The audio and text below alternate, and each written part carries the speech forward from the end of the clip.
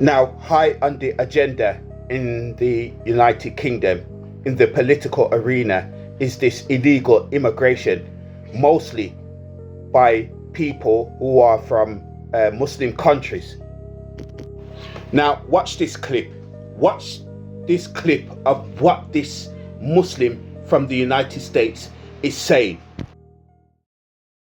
Sallallahu alayhi wasallam was a stranger too, who fled Mecca and was welcomed in Medina. Surah An-Nahl 1642 tells us, as for those who immigrated in the cause of Allah after being persecuted. Ladies and gentlemen, let's get something absolutely straight. It is haram for Muslims to travel to the United Kingdom without a legal reason. Simply coming to the United Kingdom for a better life is haram, forbidden, unlawful. Allah's messenger, may Allah's peace and blessings be upon him, said, I am free from anyone who lives amongst the non-Muslims. This is in Abu Dawood, and it is graded Sahih by the Sheikh or the late Sheikh Al-Albani. So in the first instance, the Messenger of Allah, when facing persecution, did not flee from a Muslim country to a non-Muslim country, because Mecca and Medina was not Muslim at that point. The second thing is, the Messenger of Allah in that hadith has made it clear that he is anti-immigration of Muslims moving from Muslim countries to non-Muslim countries. In the second instance, ladies and gentlemen, listen to this Pakistani Muslim from the United Kingdom. Listen to what this guy say. Was compatible with the UK, and what are your thoughts on Sharia courts operating in the UK? And on that, would you ban the burqa? I'm not a British Pakistani. My father is Pakistani. I'm British. Just to clarify that. No form of law, irrespective of where it comes from, is compatible with British law. There should only be one law in this country, and that's our law. And therefore, any other system that seeks to undermine it needs to be removed. On the burqa, it would be nice if our culture was strong enough to encourage people not to wear the burqa, that people understood that it's not something that's done in this country. But it seems that liberalism has allowed people to get into the mindset that women, in the pursuit of their liberal values, are somehow at liberty to repress themselves by wearing the burqa. And that mindset has to change, and I think sadly we've got to a position where we now must outlaw the burqa. First of all, the guy in the video is Pakistani. He is a Pakistani descendant.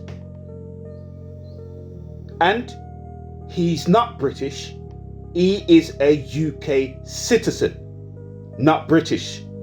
It is the United Kingdom of Great Britain and Northern Ireland. So first, he's trying to convince everyone that he's one of the white Europeans by saying that he's British. He's not British. He's Pakistani descendant, UK citizen. So what you got in that video that we just shown you, ladies and gentlemen, is a Pakistani racist. Not only is he a racist, but he's a liar, because he's trying to convince people that he is not Pakistani, he's British. In Islam, the general rule is that the means do not justify the ends.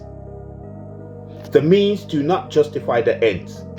Therefore, if the method of obtaining something is haram, then the item itself is haram.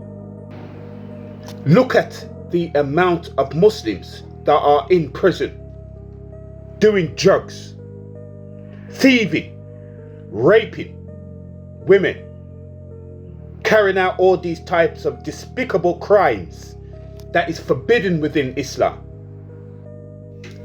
Ladies and gentlemen, the devil, the shaitan, promises you nothing.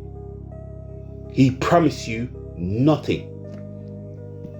Do we have to play the video again where we had a Pakistani descendant Muslim who is pretending that he's British and not Pakistani, and wants to ban the Muslim women from covering themselves or revealing their beauty in public? How deep is that? How deep is that, ladies and gentlemen? We have a so-called Muslim who thinks he's not Pakistani, although he's Pakistani descendant, who's trying to get laws in place so that Muslim women cannot cover themselves, cannot veil themselves. Is that not hostility towards Islam, towards the religion? Is that not a hostile act?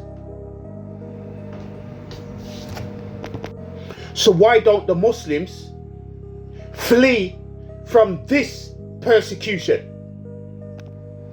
Why don't the Muslims flee from this persecution where there is a Muslim who wants to put in place laws that prevents Muslim women from veiling or covering themselves? That is a hostile act towards this religion of Islam. Why don't you flee from the United Kingdom from that persecution? Where are the Muslims that are fleeing this persecution?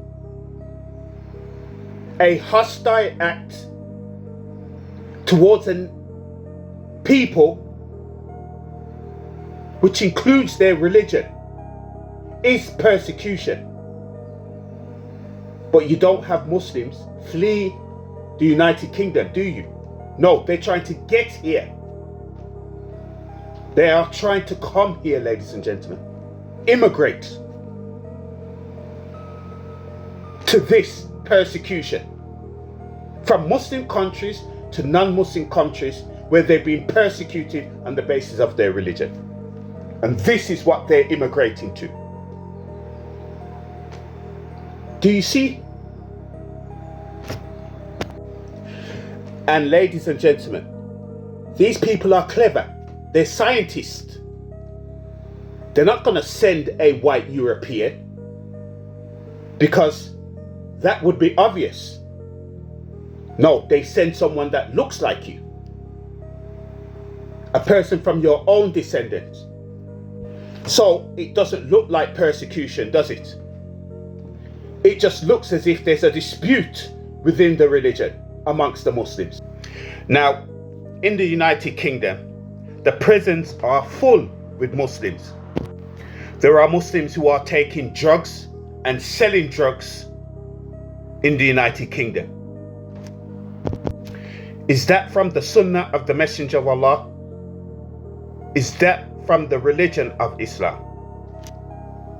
So what is it that you're fleeing persecution from Muslim countries for? Is it because they won't allow women to walk out on the streets undressed? Or that you have to shut your shops when time comes to Salah and that you have to go to the masjid and pray?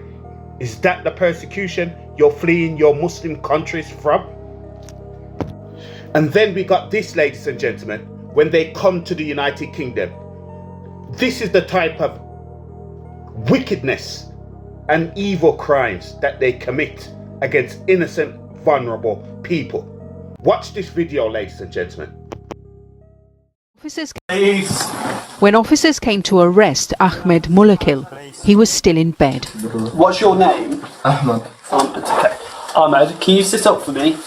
The 23-year-old has been found guilty of abducting and raping a schoolgirl. Mulakil and his friend... Now, ladies and gentlemen, as bad as this may be, if this was someone who was non-Muslim or from a non-Muslim country, we could understand to some degree. He's got no guidance. He doesn't believe in any God or anything like that. So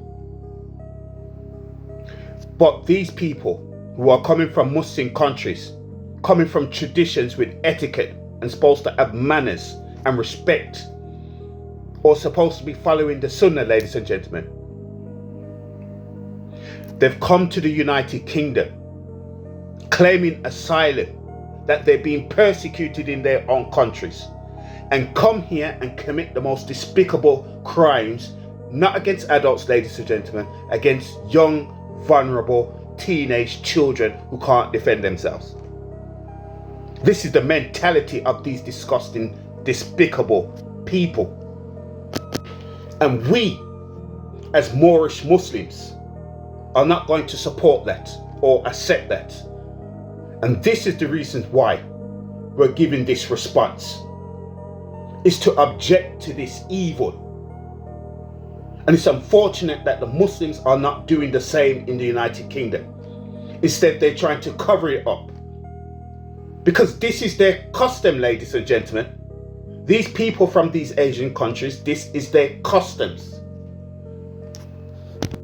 To marry, rape young children. This is what they do.